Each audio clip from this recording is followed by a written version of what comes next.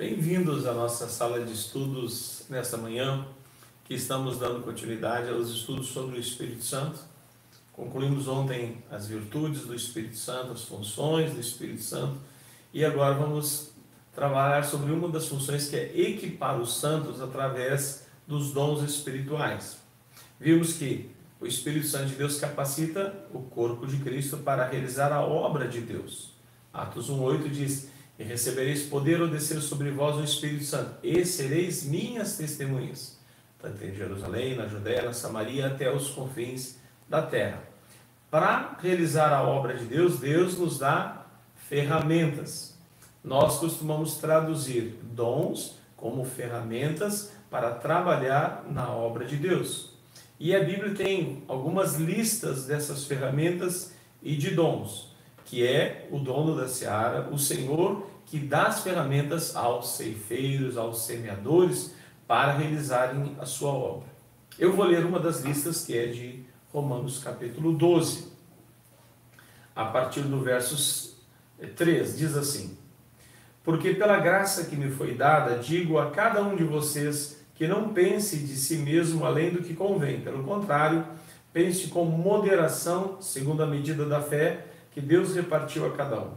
Porque assim como num só corpo temos muitos membros, mas nem todos os membros têm a mesma função, assim também nós, embora sejamos muitos, somos um só corpo em Cristo, e membros uns dos outros. Temos, porém, diferentes dons, segundo a graça que nos foi dada. Se é profecia, que seja segundo a proporção da fé. Se é ministério, dediquemo-nos ao ministério. O que ensina, dedique-se ao ensino. O que exorta, faça-o com dedicação. O que contribui, com generosidade. O que preside, com zelo. Quem exerce misericórdia, com alegria. Então esse é o primeiro texto que nós vamos ler nesses próximos dias, onde estamos ensinando o que a Bíblia diz sobre esses dons e para que eles servem. E ali no versículo 3 diz que cada um deve pensar de uma maneira sensata, de acordo com aquilo que Deus repartiu a cada um. Então, os dons concessão de Deus de acordo com a sua vontade e de acordo com as necessidades do corpo de Cristo também. Diz no versículo também 4 que todos os membros fazem parte de um só corpo. Então, a linguagem de corpo para a igreja ela é importante, porque assim como o corpo tem muitos membros, mas todos eles obedecem ao comando da cabeça. Jesus é a cabeça do corpo, é Ele quem nos ordena no funcionamento e na distribuição dos dons. Então não é uma coisa individual, eu uso o dom como eu quero para o meu próprio proveito ou deleite. Não, os dons são para serem usados dentro do corpo de Cristo e para cumprir a missão de Deus na terra. Ele não deve servir para ufanismo, para glória pessoal, para soberba, para a pessoa se exaltar sobre os demais. Porque se a pessoa é boca, é porque Deus a constituiu. Se a pessoa é mão, foi porque Deus a habilitou. Então sempre a glória vai voltar a Deus. O instrumento em si não é nada. A Bíblia diz em João 15:5, sem mim nada podeis fazer. Então os dons é uma permissão, uma concessão de Deus para nos poder servir com maior excelência. Diz mais, versículos 4 e 5, temos muitos membros num só corpo.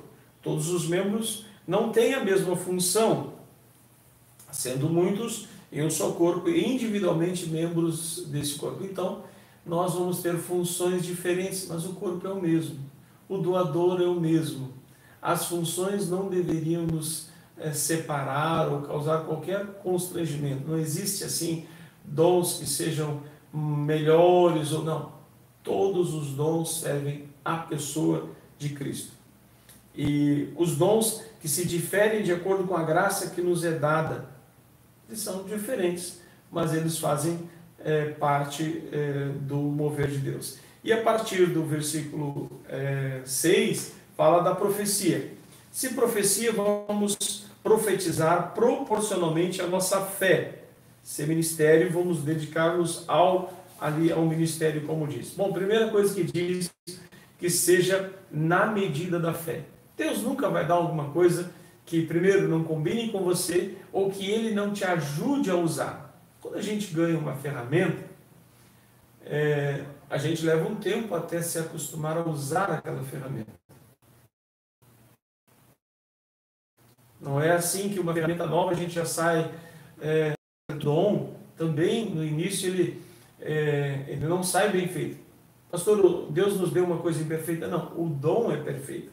Mas aquele que manuseia o dom, que é a pessoa, ele é cheio de imperfeições, de inseguranças, de medos e de dúvidas.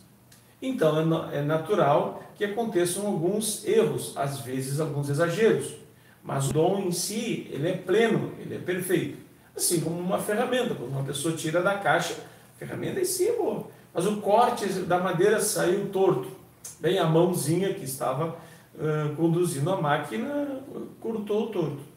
Então os dons, todos eles, na fase inicial, às vezes incorrem alguns erros, mas que a gente tem que saber dar o desconto necessário, que a pessoa está começando a ser usada. Então às vezes acontece alguma coisa. E aquele que comete algum erro, ele não deve deixar de procurar a excelência do dom porque cometeu um erro.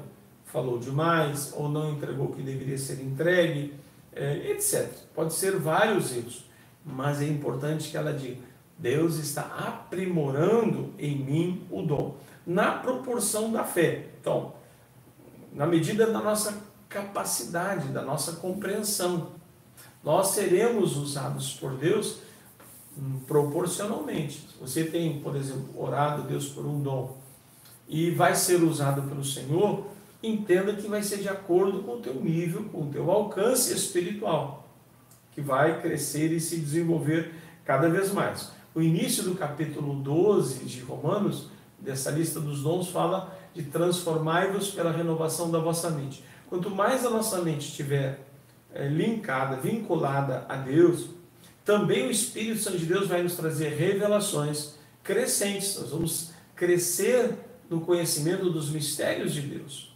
Mas, numa fase inicial, essas coisas não acontecem assim. À medida em que a nossa mente for sendo mais dirigida pelo Espírito Santo de Deus, os dons também vão fluir com mais graça. Algo importante que diz aqui é a questão da humildade. Um dom, ele se encaixa melhor em pessoas humildes. Aquela que não quer aparecer, aquela que não quer fazer o seu nome conhecido, mas aquela que quer que o nome de Jesus seja conhecido. A humildade é um terreno fértil para os dons crescerem e se multiplicarem. O orgulho, a altivez, a soberba vai ser o principal inimigo do uso do dom, para que se manifeste. Então, jamais nós podíamos adquirir algum dom através dos nossos próprios recursos ou dos nossos próprios méritos. Um dom é concedido por graça de Deus. É favor imerecido de Deus. Quem recebe um dom deveria dizer: eu não merecia, mas Deus repartiu comigo um dom, um talento, uma ferramenta para que eu possa ser usada por Deus. Isso é um privilégio, seja qual o dom que for. Talvez a gente faça até uma escala dos dons menores, tipo o dom de línguas.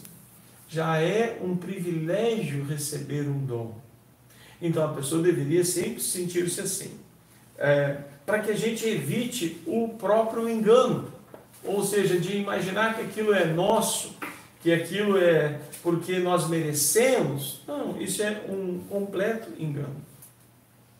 Na medida e na proporção da fé, né, diz ali.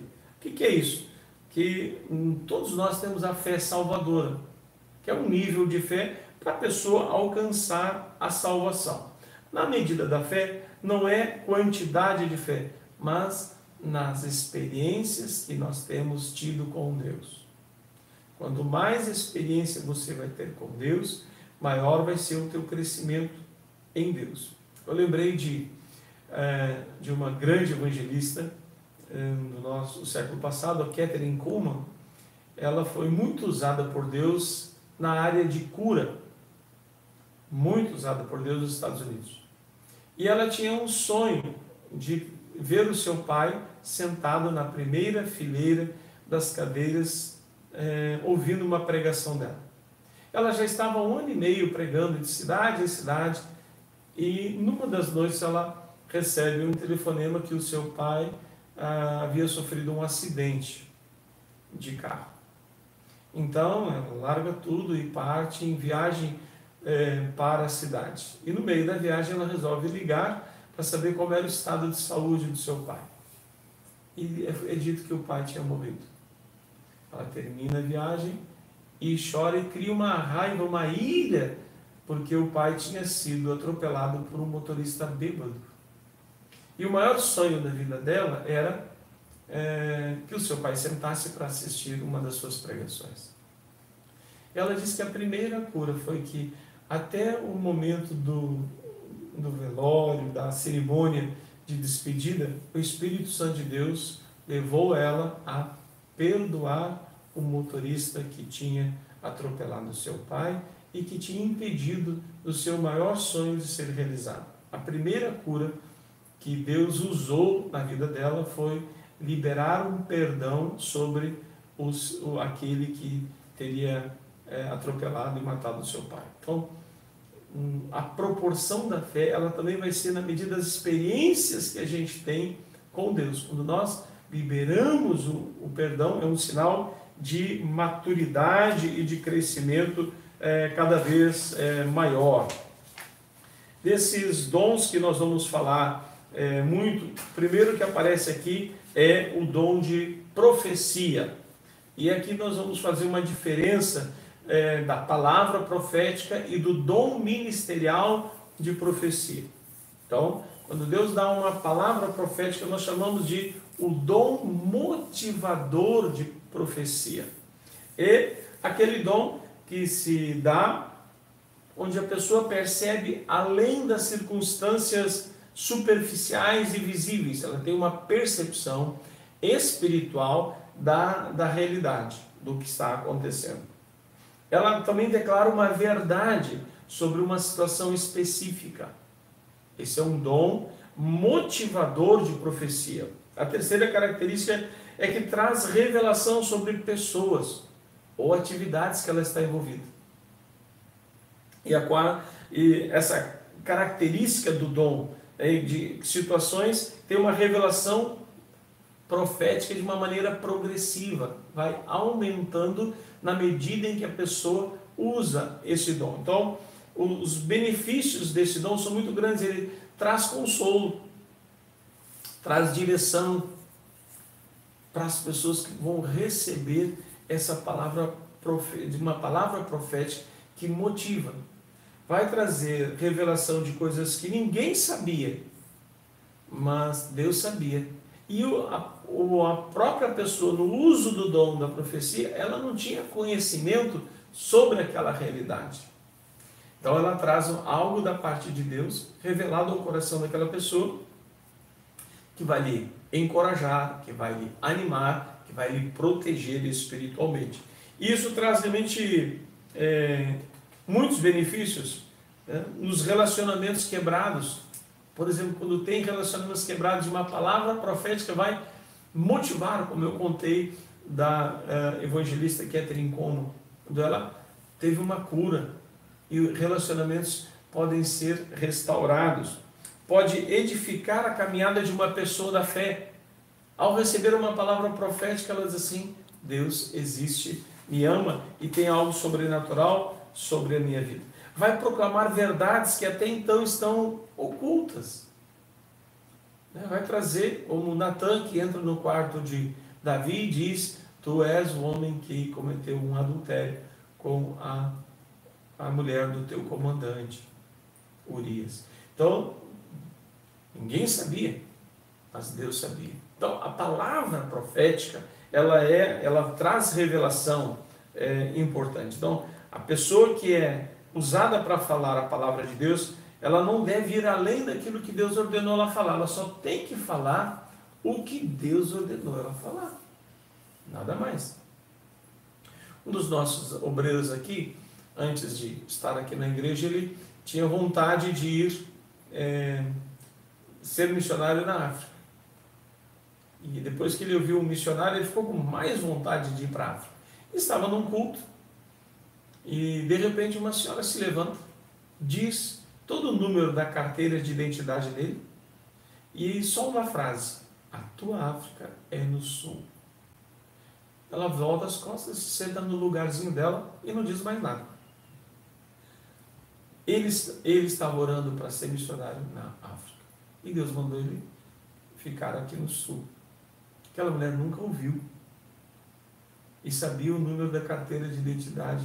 Nem eu sei o número da minha carteira, eu tenho que sempre olhar. E ela diz o número para tu saber que é Deus.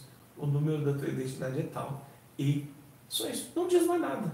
Um profeta não é um pregador, ele é um mensageiro de uma revelação da vontade de Deus, de um consolo e às vezes de uma exortação também. Então, esses são pontos assim importantes que nós vemos na palavra profética, né? Quando a gente vai usar. Na próxima aula nós vamos falar sobre o dom de profecia, o ministério profético.